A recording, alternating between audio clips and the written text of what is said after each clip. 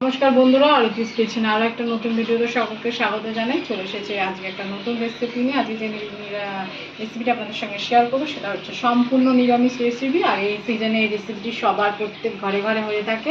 আজকে আপনাদের দেখাবো কাটোয়ার ডাটা দিয়ে কাঁঠালের আটি দিয়ে একটি নিরামিষ তরকারি। এটি কী করে করি সবটাই আপনাদের সঙ্গে শেয়ার করবো। ভিডিওটা স্কিপ করবেন না, পুরোটা দেখবেন। ভিডিও যদি ভালো লাগে অবশ্যই লাইক, কমেন্ট এবং প্রচুর প্রচুর শেয়ার করে দেবেন। আর নতুন বন্ধুরা চ্যানেলটিকে সাবস্ক্রাইব করতে ভুলবেন না। তাহলে চলুন ভিডিওটা শুরু করি।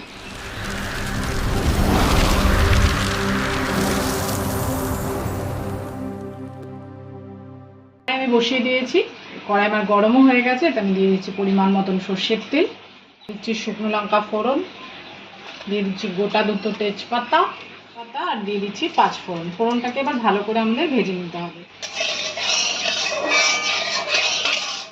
ফোড়নটা আমাদের সুন্দর ভাজা হয়ে গেছে এবং একটা সুন্দর গন্ধ আসছে। এবার কেটে রাখা লম্বা লম্বা আলুগুলো আমরা প্রথমে দিয়ে দেবো। আলুটা দিয়ে আমরা একটু ভেজে নেবো। আলুটা আমরা ভেজে নিয়েছি। এরপরে আমরা পটলটা দিয়ে দেবো আর তার সঙ্গে সঙ্গে ঝিঙেটাও দিয়ে দেবো। ঝিঙেটা আর পটলটা আমরা লম্বা লম্বা করে কেটে নিয়েছি একইভাবে। তারই সঙ্গে দিয়ে দিচ্ছি কেটে রাখা ডাঁটা।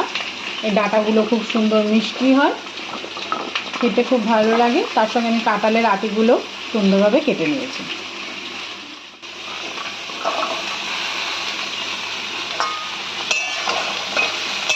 এবার সব কিছু একসঙ্গে ভালো করে মিশিয়ে নেব। এবার দিয়ে দেবো এতে হলুদের গুঁড়ো পরিমাণ মতন, দিয়ে দিচ্ছি 1 চামচ মতন লবণ। হলুদ আর লবণ দেওয়ার পরেও সবজির সঙ্গে ভালো করে মিশিয়ে নিতে হবে।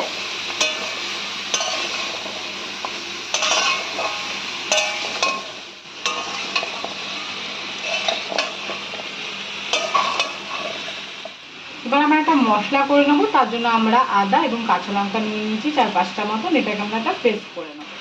এবার আমাদের পেস্ট করা মশলাটা আমরা দিয়ে দিচ্ছি।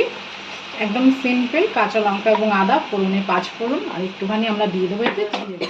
তাহলে আমি 1 চামচ মতন জিরে গুঁড়ো দিয়ে দিচ্ছি অল্প পরিমাণে মশলা ধোয়া জলটা। এবার ভালো করে সমস্ত কিছু মশলাপাতি একসঙ্গে সবজির সঙ্গে মিশিয়ে নেবো।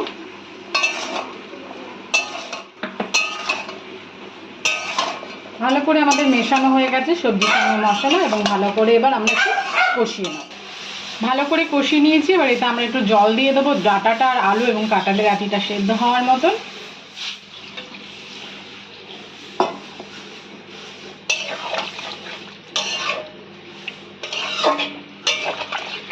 আমাদের ডাঁটা এবং আলু সমস্ত কিছু ভালোভাবে সেদ্ধ হয়ে গেছে। আমরা আর একটু 2 মিনিট ভালো করে একটু ফুটিয়ে নেবো। আমাদের ঝোলটা যে ঝোলটা রয়েছে একটু টানিয়ে নেবো। তৈরি হয়ে গেছে আমাদের ডাঁটা দিয়ে কাঁঠালের আটি দিয়ে নিরামিষ তরকারি। এবার আমরা উপরে ধনেপাতার কুচি ছড়িয়ে দিয়ে এটাকে ভালো করে মিশিয়ে নামিয়ে ফেলব।